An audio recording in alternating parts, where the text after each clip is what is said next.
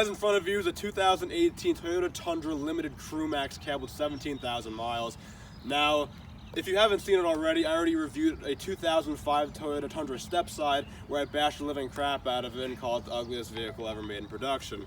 However, this is a 2018 Tundra and is redesigned, and unlike the first generation Tundra, this one is much nicer than the previous one with a more sleek and rugged look that fits a truck rather than a bubbly look that a minivan would usually possess. Now, if you want to see the Tundra's history, I can leave you the link of the original Tundra video in the description below. But nonetheless, in this video, I'm going to be taking you around the 2018 Tundra, showing off its new and modern features, and displaying why it is a very strong competitor in a class where American cars reign supreme, and Toyota puts up a good fight in this category. So stay tuned.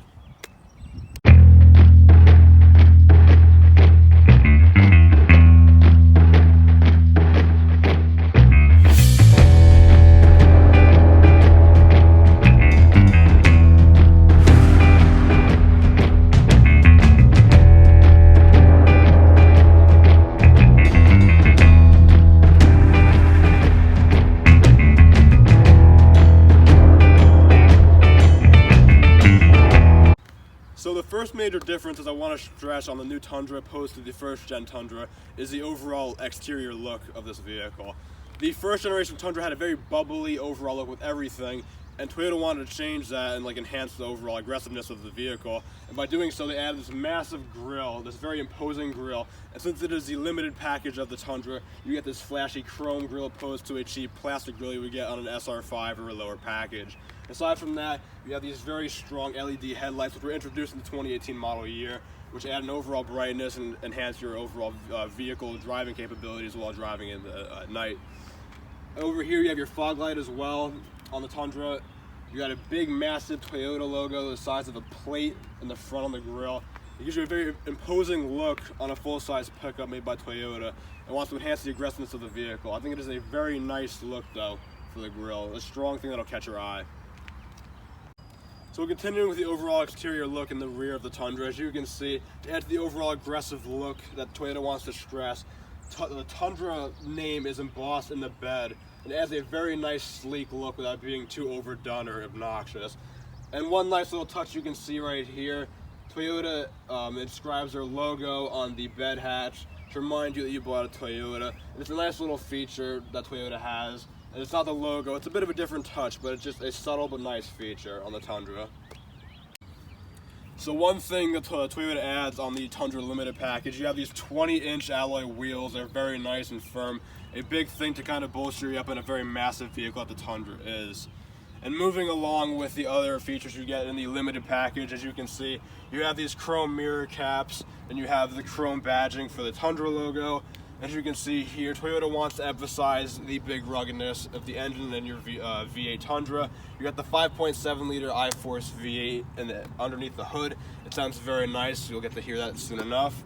And as well, you have these massive chrome door handles on the Tundra as well. And as you can see, everything in this vehicle is absolutely massive. I cannot stress that enough. It is just an overall huge look on the Tundra, but it fits it proportionally, so it's good. And one last touch on the Tundra's exterior, as you can see, the rear door of this vehicle is absolutely colossal. The rear door on the Tundra Crew Max cab is half the size of Rhode Island. This thing is huge. Like, if you simply look of how much room you have in the rear seat, it is palatially huge. Like, absolutely massive. So needless to say, if you're looking for room for a crew in your Tundra, needless to say, you will be totally fine with space. It is massive, which is a very nice touch when you're going to buy a full-size pickup, whether it be for families, work, or whatever you need it for.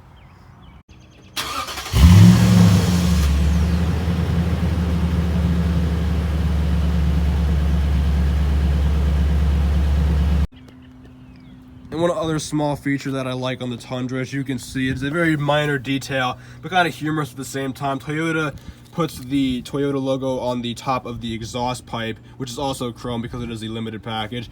But it's almost a humorous little touch, as no one will really notice this unless you're in the back, maybe filling up for gas. And as you can see here behind the 20-inch aluminum alloy wheels, you have the mud flaps in case you go off-roading in your Tundra and don't want to get the person behind you's car all dirtied up and damaged, courtesy of Toyota.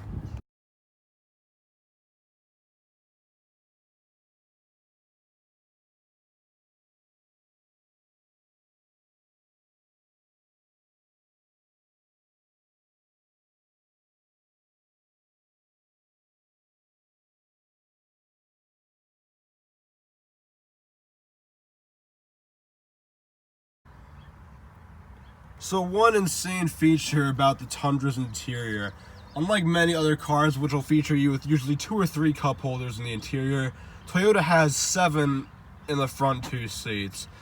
As you can see, there are 2 cup holders on each door right here on the left side. If you look closely, you can see there are 2 more on the right side.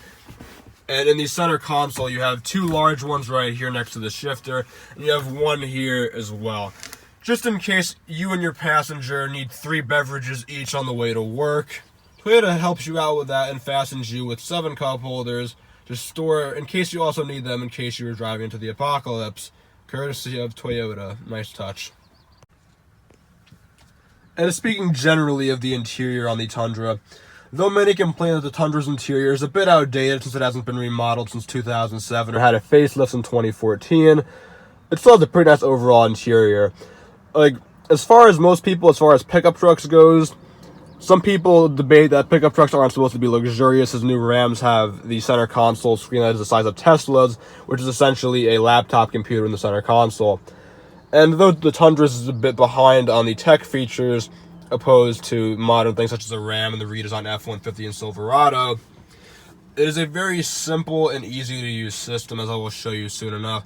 However, the interior overall is just nice and subtle. You got a nice wood paneling right here on the limited trim. You got a stitched leather glove box, or stitched console above the glove box right there.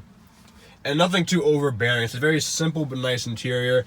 You got your nice chrome amenities since it is a limited package. You can see right here the Toyota likes to emphasize in the center console. But overall, the interior is just a nice, subtle, but nice look. So, personally, I like it, but it's a good touch on the Tundra, personally. Another odd touch about the Tundra, as it is a full-size pickup truck, most companies will situate you in the interior with multiple grab handles. As you can see, there's a grab handle in the passenger side, and if I open up the rear of the Tundra, you can see there are grab handles on each of the rear passenger sides as well. However, for some reason, Toyota does not find it necessary to put a grab handle for the driver, expecting them to be about 6'5", and for the Tundra to be a small vehicle in comparison to them. I'm not exactly sure why Toyota decides to do this. It's a bit odd, but nonetheless, the driver has to just jump into the Tundra and is not situated with a grab handle. Tough luck for them. As far as the sound system goes in the Tundra, as you can see on the door panel, you are situated with these nice JBL speakers. Though the radio is not on, I assure you, the sound quality is very good. In another Toyota that I reviewed, a 2019 Corolla hatchback, it has the same JBL speakers. I'll leave that in the description as well. But like I said, on the higher trims of Toyota models, they give you these nice JBL speakers. The sound system is very nice for the money you pay for it. So it's a nice touch on Toyota's part. And one other thing I want to stress on, being that it is the limited package of the Tundra, only below the Platinum and 1794 editions, Toyota wants to stress the package you bought. As I already mentioned, the chrome exterior amenities. You have the Tundra Limited stitching on the floor mat on the interior. And if you move inside to the center console, as I previously mentioned, you can see the word Limited embossed in chrome on the center console. Aside from that, like I said, you have some chrome right here, and then you have the stitching on the dashboard and the wood as well. So Toyota wants to reward you for buying the limited package of the Tundra, and they do so pretty nicely as far as I'm concerned. And continuing with the interior of the Tundra, as you can see, the storage on the interior is massive. On the doors, you have these massive storage panels on the lower floor right there. And in the interior as well, you have a storage component right here with a large cup holder, a very long divider right here for extra storage right here as well, 2 more cup holders, and to stress the imposing ruggedness of your Tundra, you're greeted with this massive shift lever that is the size of a giant nunchuck. It is huge, just to kind of emphasize the rugged V8 that you're driving.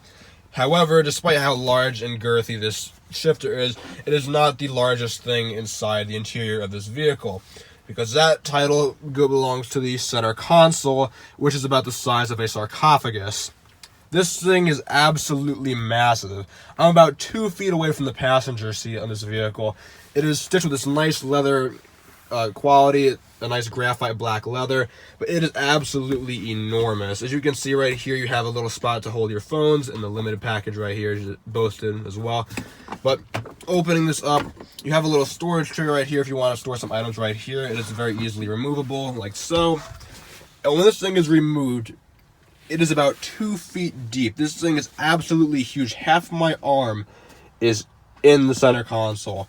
There is so much storage in this console. It is absolutely ridiculous of how big this is. It is hard to stress how large this thing truly is. You could probably fit a couple textbooks in here comfortably and still have room for other things you need to carry. So Toyota provides you with a plethora of storage on the interior of your Tundra. It is insane of how large the center console truly is. And one other nice touch about the Tundra on the rear of the center console, as you can see, there are card holders here in case you are a businessman or a landscaper and want to distribute cards to your customers. Toyota provides you with a very unique spot to hold them right here. Very courteous on Toyota's part. Right here you have room for a little tissue box, as you can see here, in case allergies are running wild like they are in New Jersey, of course. Love this state. But in case you need tissues, there's a little spot for them here. And you have 2 racks right there for pens in case you need to store pens in the interior of your Tundra. Toyota provides you with all these right at your fingertips, which is very nice on their behalf. And one other really nice touch about the Tundra is you have these massive leather seats that almost swallow you up while you're on the highway. Since it is the limited trim, you are granted with these very nice, super comfortable plush black leather seats. It is a very nice look to the Tundra Limited. It is these flowing, flush black leather seats. These things are absolutely massive, like everything else in this vehicle. They feel like you're sitting in a recliner almost. It is uber comfortable, and they almost, like I said, they nearly just like swallow you up while you're sitting in them. It is extremely comfortable, and you will not be stiff or uncomfortable if you're going on a long, extensive road trip in your Tundra, as these huge leather seats will fit you nicely. Very comfortable though on the Tundra. So now that the truck is running, you might be able to hear the grumbling 5.7 liter V8 beyond the hood. If not, well, but still it sounds very nice. One nice touch I want to begin with on the interior of the Tundra as well. You can see that the interior paneling and gauges have been redesigned for the 2018 model year. They almost look like an elegant watch right here, as they are studded and have these nice lit up gauges right here on the speedometer and the RPM gauge over there as well. As you can see, everything is right in front of you, very simple. You have a small little screen on the interior that you can customize to show your various different outlets as well. It's pretty nice on the Tundra. Although it is a bit outdated, it's not bad at all. And moving along here, as you can see, you have your very simple infotainment screen right here. You got your home, your apps, your audio right here. You got Bluetooth, iHeartRadio, AM, FM audio tracks. You got your skip tracks. If you're playing songs on the highway, you can go up and down and skip them. A map card as well if you had the package. It is not in this Tundra exactly, which is a blank switch, which is a bit odd. But unless if you had a Platinum or 1794 edition, you might be able to use this for a map. But overall, nonetheless, the infotainment system is pretty simple to use. It is pretty quick to your touch. It's not instantaneous like a Volvo or a new BMW or Mercedes-Benz or something of the sort. Nonetheless, it's pretty simple and nothing too fancy overall, but it's very easy to use in case you're not super antiquated with technology. But it's a pretty nice infotainment screen overall. And though it does need a redesign, it's not outdated to the point where it can't be used. So it's not terrible, but it could use a bit of an upgrade. Nonetheless, continuing with the interior of the Tundra, as you can see here, you have your AC controls right here. Your dual climate controls right here. As I scroll, you can see it go up or down depending on the level of heat you want. You got your various fan settings right here with these massive buttons all integrated into the middle. And then you have various heated seat adjustments as well. If you want heated seats or cooled seats or not. As you can see, there's 3 different settings right here for heated seats. I apologize, there are no cooled seats. I was butchered on my note. But nonetheless, there's 3 levels of heated seats you can get for your front driver and passenger in case you wanted to use that as well. And continuing below, you have your multiple USB outlets in case you want to charge your phone, your aux cords as well. And overall, it is a pretty simple but nice interior overall. The storage on the glove compartment is pretty decent. It's not overall huge, but you can fit a decent amount in there. An owner's manual and some other stuff as well. And continuing with the overall interior, as you can see, on the right side of the steering wheel, you have a lot of towing outlets right here, in case you're using it for trailer hauling. The Tundra can tow a little over 8,000 pounds, which is pretty nice for a vehicle of this class size. Competes with a lot of other American counterparts. And over here, you have a couple of your mirror settings and your door controls as well. Nothing too overall fancy on the Tundra. And on the steering wheel, the Tundra is not cluttered up with a lot of excessive buttons. As you can see, there's a leather-wrapped steering wheel since it is the limited package. On an SR5 or a lower package, you're gonna get your typical hard plastic-wrapped steering wheel, but on this one, you get a nice leather-wrapped one. On this, you have all your call buttons right here in case you want to use your phone while driving on the highway. Your voice-activated controls right here. And on the side, you have your various radio outlets, and right here, you have your safety alert systems right here, and your lane departure or your lane crossover warning buttons. Basically, how this thing works right here, I don't know if I stressed this in the Corolla video, but in modern Toyotas, this feature basically, if you're on the highway and you cross over the line with the camera systems, the Toyota will beep at you when you cross over the line. It's a bit annoying, but it's a very nice feature in case you are drifting on the highway and you want to avoid an accident. All these features come standard with the Tundra as well. If you look on the mirrors as well, you have your automatic blind spot as well. In case, all the safety features come standard with the limited Tundra. It is very nice. Toyota safeties have very good ratings as well, and it just fits nicely with everything else in the Tundra.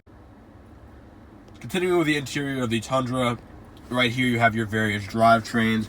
You got your two-wheel drive low, your four-wheel drive high, and your four-wheel drive low.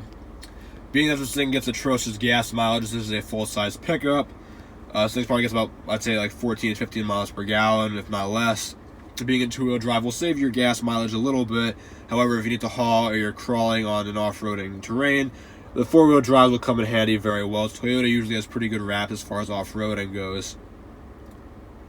Continuing with the interior as well, as I previously mentioned, you got your massive shift lever right here, your various transmission options. You got park, reverse, neutral, drive, and you have an optional manual mode in case you want to upshift or downshift on your own instead of using the automatic drivetrain, which the Tundra comes standard with. Got your chrome cup holders as well right here.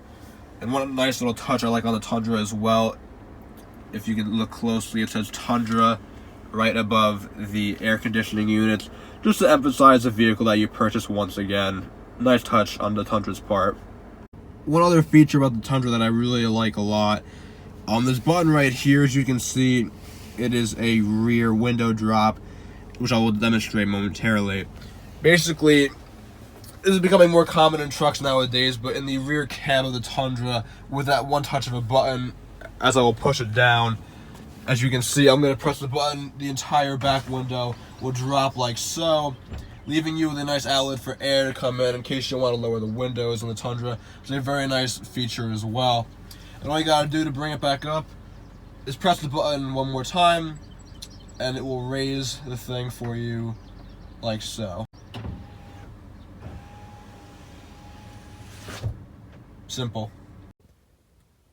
And moving to the rear of the Tundra, as I mentioned before, the legroom is absolutely massive on this thing. I am about 5'11". I am fully outstretched, and the seat is not pushed that far back. I have a ton of legroom. My feet go all the way, and there is just a plethora of legroom. It is so spacious back here. It is. I don't know if there's a vehicle that has more legroom in the rear seat than the Tundra Crew Max has. Even like large, like heavy-duty diesel trucks may not have that, which is pretty insane, considering like the size of some of those things. Just to emphasize like the overall size of the cab in this thing, it is huge, the legroom. As far as everything else that goes in the Tundra, the back center console is a bit limited. You don't get a whole hell of a lot back here. You have two very outdated looking rear climate controls. Look like they came from like the 90s, like Corolla. It's very outdated looking. And you have a little charging outlet right here in case you want to use your USB and charge your phone if you have rear seat passengers in the Tundra, which is nice. But when you're buying a limited package, you kind of expect to have a little bit more features back here. Nonetheless, it's not the end of the world. And as far as seating goes as well, massive leather black interior, seats, very cushiony, just as comfortable as the front, very plush and very nice on the Tundra, very comfortable as well. So, and overall, this thing drops down right here. You have 2 more cup holders back here, as well as the 2 on each side of the door, which gives you a grand total of 13 cup holders in the Tundra. You have 7 in the front, 6 in the back. So if you have 5 passengers, each of you can have about 2.5 drinks each to enjoy your beverages. You will never have to bring a cooler in your Tundra, but nonetheless, everything's fine in the back seat, just a bit bland. The only downside to owning a full-size pickup truck is the atrocious gas mileage that it gets. But one thing that is nice on the Tundra, the fuel tank capacity is absolutely massive. You can fit a small bathtub in that thing, as there's a 38-gallon fuel tank on the Crew Max options of the Tundra, which means your gas bill will probably be pretty expensive if you're filling up 3/4 of a tank, which will leave you about 30 gallons of fuel. If gas is $3 a gallon, you might be dropping $90 on gas. However, this thing is a brew, and in case you need to use it for work purposes or for a family trip, the overall amenities of the Tundra will outweigh the atrocious gas mileage, as I have learned myself as a truck driver myself. Nonetheless, I just wanted to kind of emphasize the overall size of the fuel tank being 38 gallons. That is very insane as a class leader, as well, as I mentioned. Nonetheless, so in case you're looking to buy a Tundra, you will have plenty of room for your gas in your vehicle. And moving to the bed of the Tundra, one nice feature that Toyota provides you with on the limited end of the Tundra, it is a soft dropping bed. In case, as you can see as I dropped it right there, it will lower softly for you instead of slamming to the ground and possibly damaging your bed. As you can see here, you have a bunch of room in the 5-foot bed. If you want to get the extended cab, it only comes on the SR5 lower packages, as they are intended more of a work truck instead of a luxury truck, as a limited platinum or 1794 editions come. So if you're looking for a work truck, unfortunately you cannot get a limited Tundra with an extended size bed. You'll have to settle for an SR5 edition instead. Nonetheless, though, for most people who are using this as more of a civilian purpose vehicle, a 5-foot bed should suit you just fine, as there's a ton of room as well. And one nice little touch, to stress the amount of cup holders the Tundra truly has. There's 13 in the cab itself.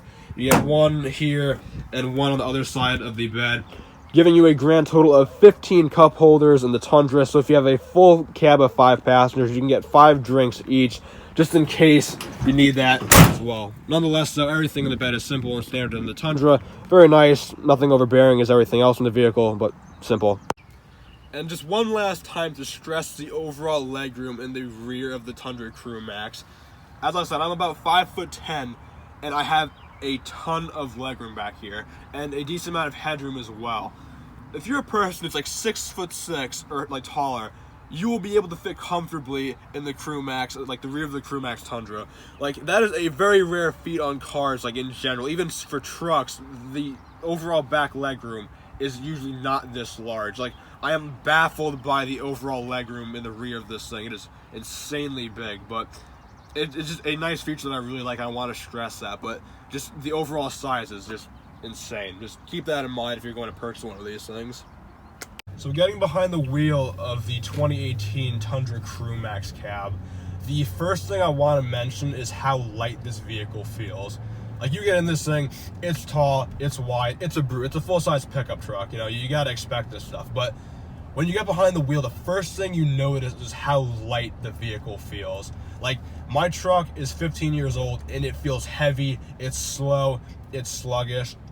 Like, even, like, the braking's a little bit slow, as this thing weighs nearly 6,000 pounds, which you gotta keep in mind. But the steering is so light. Like, for a vehicle this big, Toyota makes us feel like you're almost driving like a small sedan. This thing, the turning radius is very nice. It's bumpy, it's got body roll, but it's also a full-size pickup truck, so you gotta expect these things. But the acceleration is so smooth, the driving experience is nice, and it's subtle, it's not overbearing.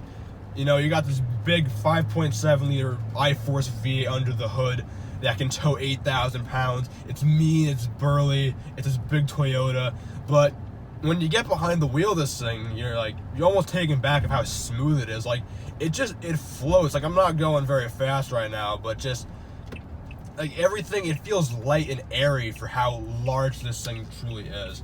Making a turn right now, I can feel the body roll a little bit, but as I said, like, it's not bad. In modern trucks, this is starting to become a norm, you know. They're getting bigger and bigger, but they're becoming easier and easier to handle. Like, the 3 trucks that I've previously reviewed, two of them from 2004, one's in 05, they both felt kind of jumpy and lurchy and just almost like in-proportional of how they drove. This thing, everything just feels right, it fits nice, it's smooth, the seats are ultra comfortable, and it feels like a car or a truck you can just take on road trips and just enjoy, you know. And there's, you know, the normal factors like the crappy gas mileage, and it is a big vehicle, so you got to keep that in mind if you're going through a city or something. But nonetheless, there's nothing you're gonna take away for this thing as being a negative thing. The 5.7 liter V8, it sounds nice. It's got that nice mean V8 grumble, you know. But just the driving experience, like, honestly, it might be the best thing about this truck. Like, you know, the transmission doesn't feel heavy, it moves, and it just, I don't know, like, Toyota really impressed me with, like, the overall driving experience. This is definitely, like, the smoothest truck I've ever reviewed, and just for a big vehicle, it almost feels small. It sounds weird to put that into perspective, but Toyota does a good job of making it feel light and comfortable and smooth, but very nice job by Toyota. It is now time for the interview section, in which I answer 6 generic questions one would ask when going to purchase a vehicle.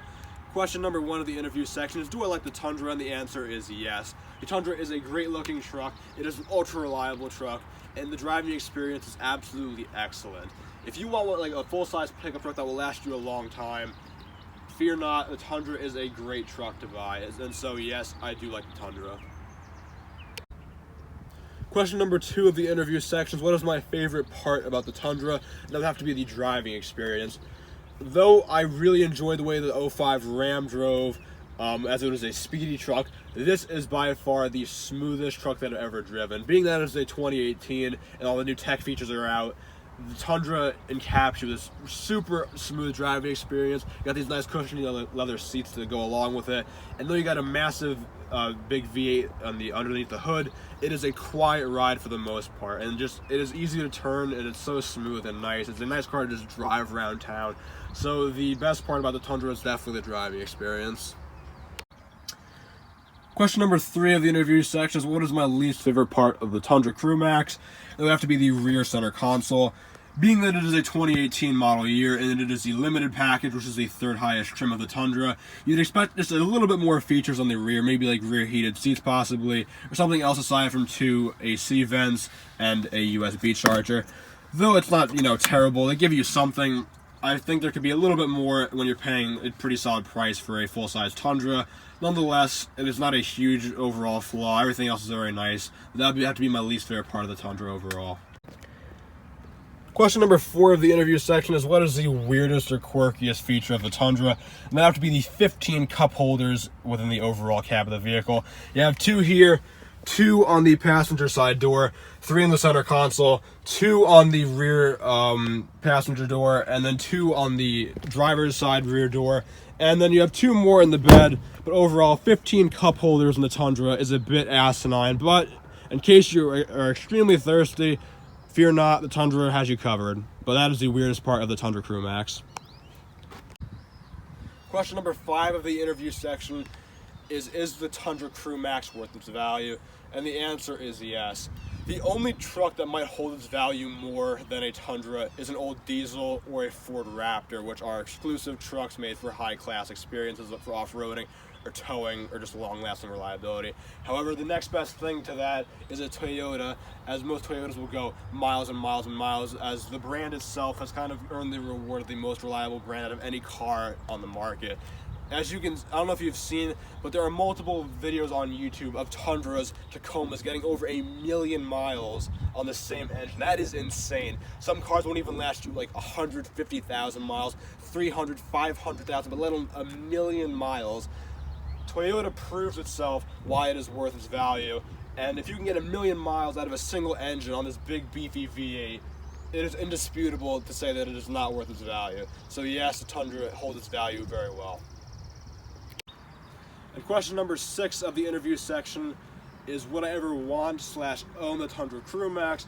And the answer is hell yes. This thing is a gorgeous truck. I love the exterior. The interior is nice. I love how it is not inundated and smothered by overflawed technology.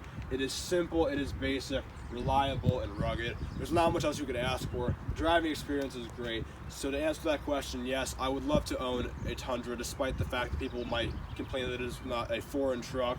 And I find it humorous that Toyota stresses that it is built in San Antonio, Texas. Nonetheless, aside from those minor features, I would definitely want to own a Tundra Crew Max. Now that we have evaluated the Tundra's overall qualities and weird features, it is now time to see how it falls on the Wellness evaluation scale. Before I begin, I'd like to give a big thank you to the Mitchell family for letting me borrow their Tundra for the production of this video, as well as my friend Omer for helping me edit this video. Now on to the scoring. Beginning with exterior, the Tundra has a nice overall exterior. It's mean and rugged for a pickup truck, yet again it is not chiseled and flashy like a big supercar, so we get the 6 out of 10.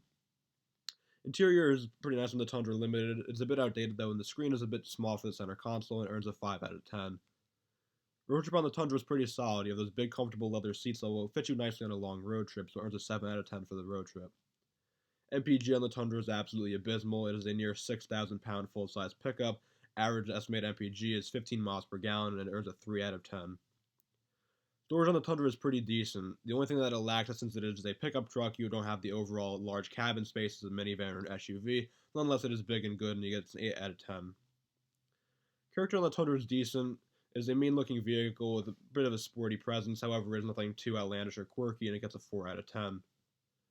Worst on the Tundra isn't terrible. There's a lot of things that are really nice, such as a rear window backdrop and the decent tech features, although it is a bit outdated, but nonetheless, it is nice tech. Still, though, I could wish for a bit of more features and just an overall better quality to some of the plasticky materials. Nonetheless, it gets an 8 out of 10. Handling on the Tundra is very strong for a full-size truck, as I stressed this in the driving section. It is light, it is easy to turn, it gets a 5 out of 10. Time on the Tundra is not that great. It is a big vehicle, which gives it a little bit of prop, but nonetheless, it is a very good selling vehicle, and there's about 1,000 of these in your local community, so it earns a 4 out of 10 for excitement. Stupidity on the Tundra is not that bad. A couple weird things, such as the excessive amount of cup holders and the pretty crappy rear back center console. Nothing too outlandish, though, and it gets an 8 out of 10. Price on the Tundra is pretty good. The reason why it doesn't get a 9 is because it drops a little bit for being a limited package off the market, or straight off the lot. Nonetheless, it is a Toyota and it'll last you forever and is a good price, so it gets an 8 out of 10. Engine responsiveness is pretty good for a truck. It is still a big, sluggish V8, and it won't get you from 0 to 60 in 3 seconds, so it earns a 4 out of 10 for engine responsiveness. And overall amenities on the Tundra is pretty strong. You got somewhat decent tech, some cool features, good towing capabilities and comfort. Nothing too much you can ask for aside from maybe a little bit of a more refreshed look, so it gets an 8 out of 10 for overall amenities. Add those together, you get a grand total of 78 out of 130. Divide that by 13 is 6 on the dot, tying it for third place on the lemon list overall. The Tundra is a new leader among the trucks in the category, as it should, as it is 15 years younger than all the other ones. However, it cannot compete with BMW in the sense of luxury and overall quality. Nonetheless, so Tundra is a very good vehicle overall if you're looking for a reliable truck, and that is that. Thank you for watching.